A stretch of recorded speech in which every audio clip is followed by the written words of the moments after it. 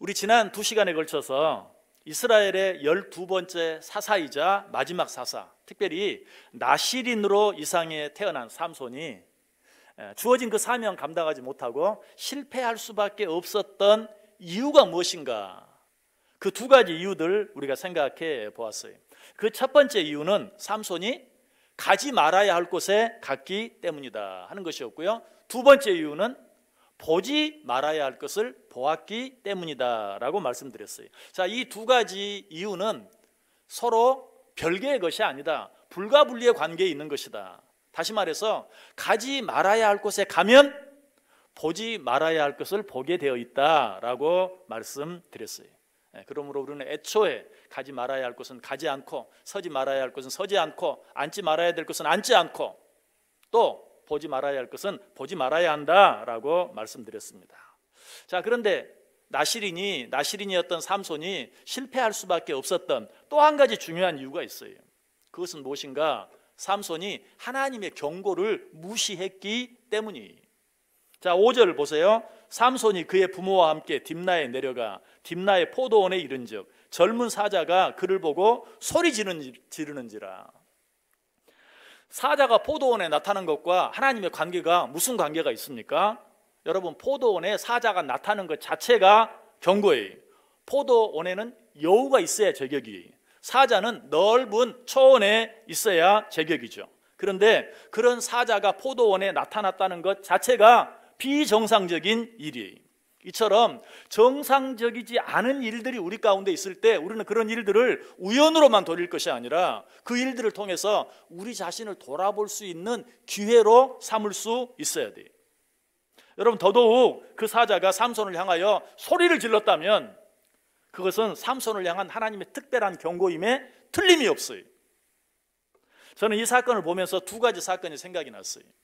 그 첫 번째 사건은 민수기 22장에 나오는 발람의 사건입니다. 모압이 자기들 바로 맞은편에 사는 이스라엘 백성들을 보니까 그들이 너무 번성하는 거예요. 그래서 두려워지기 시작했어요. 그래서 당시 모압 왕이었던 발락이 발람 선지자를 부릅니다. 야, 너희들 너무 번성하는 것 같다. 그러니 네가 저들을 좀 저주해달라. 네가 저주하면 저들이 저주를 받을 것 같다 하면서 그 백성들을 저주해달라고 부탁을 하죠. 이 부탁을 받고 발람이 어떻게 합니까? 이 발락이 보낸 사신들과 함께 발락에게 가요. 그 모습을 본 하나님이 진노하시죠. 그리고 여호와의 사자를 보내서 나귀를 타고 발락에게 가는 발람의 길을 가로막게 합니다. 그런데 이 모습이 발람의 눈에는 안 보여요. 나귀의 눈에만 보이는 거예요. 나귀가 보니까 앞에 여호와의 사자가 칼을 빼들고 서 있어요. 그러니까 나귀가 앞으로 가려고 하지 않고 자꾸 옆에 밭으로 빠져 들어가요. 그러니까 발람은 이 나귀가 미쳤나 왜 이래 하면서 막 채찍으로 나귀를 때려요. 그러니까 나귀는 더더욱 더 갓길로 피해서 이제는 그 길 옆에 있는 담장에 막 몸을 부빕니다. 그러니까 그 나귀에 타고 있던 발람의 발이 담장에 부딪히게 되는 것이. 그러자 발람은 또 더 화가 나서 이 나귀를 더 심하게 때리죠. 그러니까 뭐 이러지도 저러지도 못한 나귀가 어때요? 이제는 발람 앞에 주저앉아 버립니다. 엎드려 버려요. 그러니까 또 발람은 지팡이를 가지고 이번에는 더 세게 때리기 시작해요.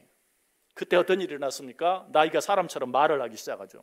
뭐라고? 내가 당신에게 뭘 잘못했길래 나를 이렇게 여러 번 심하게 때리느냐라고 나귀가 화를 내요. 우스운 이야기인데 성경을 자세히 보면 이것은 나귀 자신이 한 말이 아니라 하나님께서 나귀를 통해 하신 말씀이다라고 분명하게 기록되어 있어요.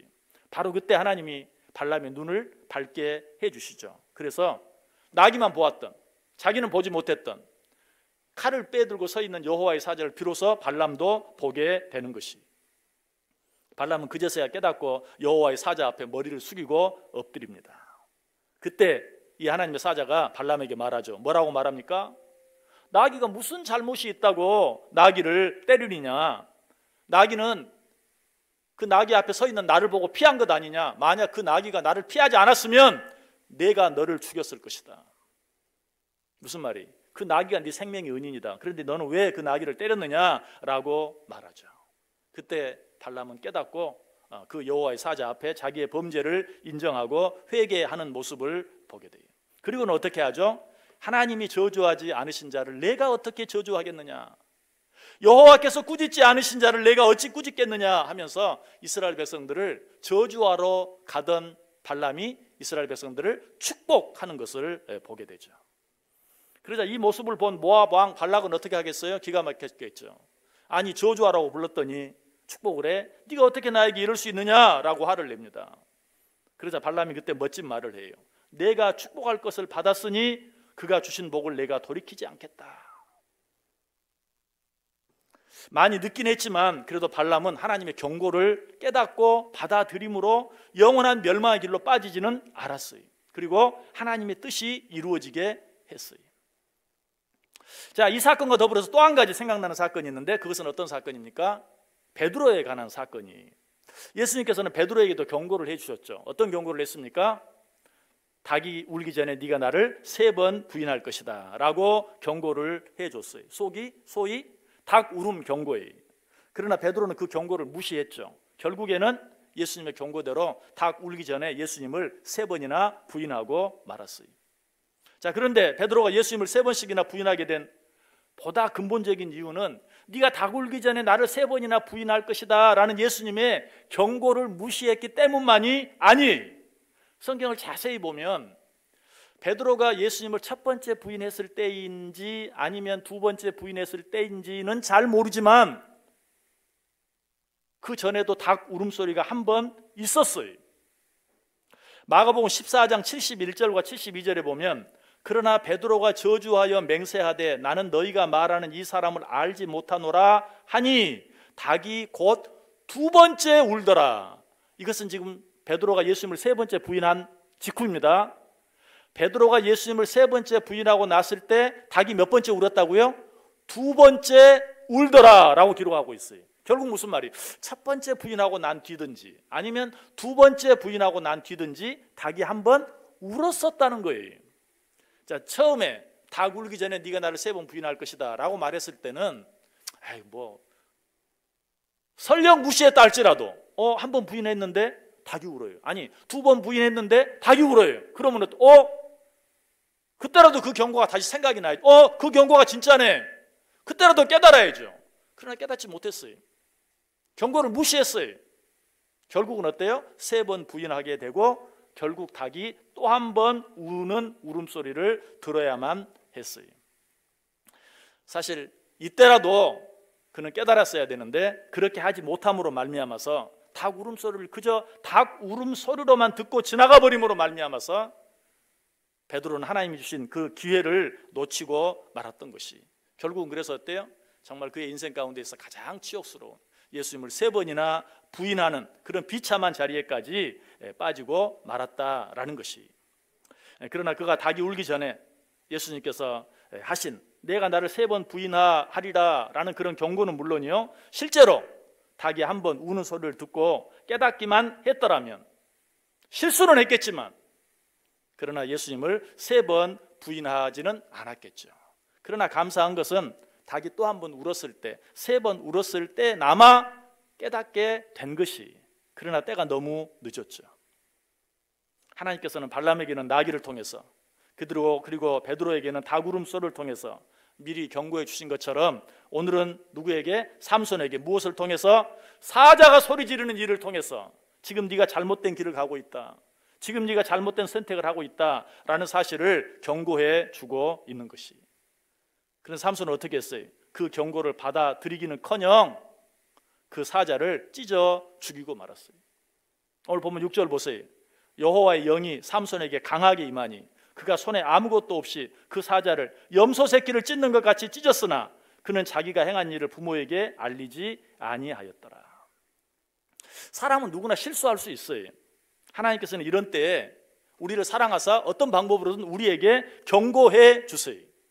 중요한 것은 우리를 위해 해주시는 그 경고를 들을 수 있어야 된다. 그 경고의 음성을 들을 수 있어야 한다는 것이. 삼손처럼 그 경고의 음성을 듣기는커녕 마음이 더 완악해져서 그 사자를 손으로 찢어 죽이는 그런 어리석은 일을 범해서는 안 된다는 것이. 세례 요한의 경고를 들은 헤롯도 그랬죠. 세례 요한이 어떤 경고를 헤롯에게 했습니까? 헤롯이 자기의 이복 동생인 빌립의 아내 헤로디아를 자기 아내로 삼았죠. 그때 세례요한이 그것을 보고 당신이 잘못했다 라고 말했어요. 깨달아야죠. 그런데 헤롯은 어떻게 했어요? 오히려 그 경고를 듣고 마음이 더 완악해져서 세례요한을 잡아다가 옥에 가두었죠. 결국에는 목을 잘라 죽이고 말았어요. 하나님의 경고 앞에서 우리가 취하는 태도는 여러 가지. 그 경고를 듣고 받아들이느냐, 아니면 그 경고를 듣고 더 마음이 완악해지느냐. 경고를 듣고 받아들이면 그것이 무엇이 돼요? 우리에게 기회가 되고 축복이 돼요. 그러나 받아들이지 아니하면 영원한 멸망이 되고 저주가 될 수밖에 없는 것이. 지금 삼손은 하나님의 경고를 무시하고 있는데 어떻게, 무엇으로 무시합니까? 하나님이 주신 힘으로 하나님의 경고를 무시하고 있어요. 하나님이 삼손에게 특별한 힘을 주셨잖아요. 그런데 하나님께서 사자를 통해 그에게 경고를 하시는데 삼손은 어떻게? 하나님이 자기에 주신 그 특별한 힘을 가지고 사자를 잡아 찢어 죽이는 거예요. 여러분, 우리도 이런 잘못을 범할 때가 참 많아요. 하나님이 우리에게 물질을 주시는데 그 물질로 하나님의 경고를 거부해요. 하나님이 우리에게 건강을 주시는데 그 건강으로 하나님의 경고를 무시해요. 하나님이 우리에게 성공을 주시는데 그 성공으로 하나님의 경고를 무시할 때가 많아요. 차라리 그런 것들을 주지 않았더라면, 힘이 없으니까 그저 알았어요, 할게요 할 사람들이 하나님이 우리에게 주신 것들로 인해서 마음이 교만해지고 완악해져서 하나님의 경고를 더 무시하며 살아갈 때가 너무 많은 것이. 이런 자들을 향해 지혜의 사람 솔로몬이 뭐라고 말합니까? 우리 성경 한번 같이 찾아 읽어볼게요. 잠언 13장 18절 말씀 같이 읽겠습니다. 훈계를 저버리는 자에게는 궁핍과 수욕이 이르거니와 경계를 받는 자는 존영을 받느니라. 여러분 꼭 기억하세요. 훈계를 저버리는 자에게는 무엇이? 궁핍과 수욕이 따른다. 그러나 경계를 받는 자에게는 무엇이 얻게 된다? 존영을 얻게 된다라고 말하고 있어요. 한 구절 더 읽겠습니다. 잠언 15장 31절 말씀. 잠언 15장 31절 같이 읽습니다. 생명의 경계를 듣는 귀는 지혜로운 자 가운데 있느니라. 아멘. 생명의 경계. 여러분, 하나님 우리에게 주시는 경고는 생명의 경고예요. 그 경고를 받아들이는 자는 하나님께서 주시는 새로운 기회를 얻게 되고 새로운 축복을 받게 된다. 그것이 곧 지혜다라고 우리에게 말해주고 있어요.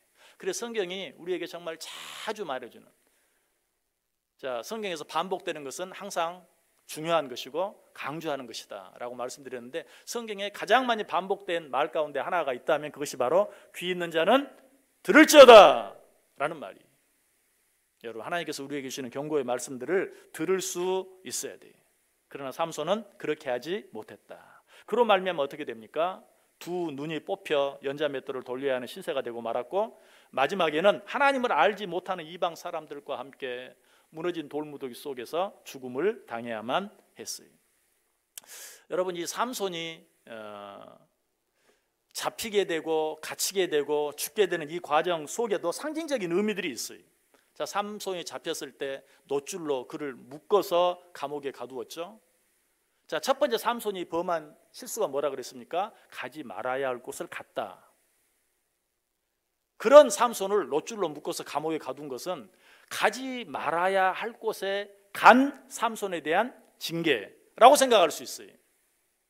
그리고 나서 삼손에게 또 어떤 징계가 내려졌습니까? 두 눈이 뽑히는. 삼손이 저지른 두 번째 실수가 무엇이었습니까? 보지 말아야 할 것을 보는 실수였어요. 그런 실수를 저지른 삼손에게 어떤 벌을? 두 눈이 뽑히우는, 아무것도 보지 못하는 그런 징계가 주어진 것을 보게 돼요. 자, 어쨌든 삼손은 이처럼 하나님의 특별한 사랑과 계획 속에 거룩한 나시린으로 이 세상에 태어나 이스라엘의 사사로 세움을 받았지만 가지 않아야 할 곳에 가고 보지 말아야 할 것을 보며 하나님께서 해주시는 경고까지 무시함으로 말미암아 하나님께서 주신 직분과 사명을 감당하지 못했어요. 나시린으로서의 사명을 감당하지 못했어요. 뿐만 아니라 그의 인생 전체가 실패의 인생이 되고 말았어요. 하나님께서 저와 여러분에게 주신 직분과 사명을 보다 더 잘 감당하는 사람들이 되기를 원하십니까? 우리는 신약시대 나시린이라고 그랬어요. 삼손은 나시린으로서의 사명을 감당하지 못했지만 하나님께서 우리에게 주신 신약시대 나시린으로서의 사명을 잘 감당하는 자들이 되기를 원하세요. 어떻게 해야 된다고요? 가지 말아야 할 곳은 가지 말아야 하고 보지 말아야 할 것은 보지 말아야 하고, 무엇보다도 그럼에도 불구하고 우리가 내 의지와 상관없이 때로는 실수할 때도 있어요. 잘못할 때도 있어요. 그럴 때 하나님은 우리를 사랑하셔서 어떻게 해요? 경고를 주세요. 그 경고를 어떻게 해야 돼요? 내게 주신 경고로 받아들일 수 있어야 돼요.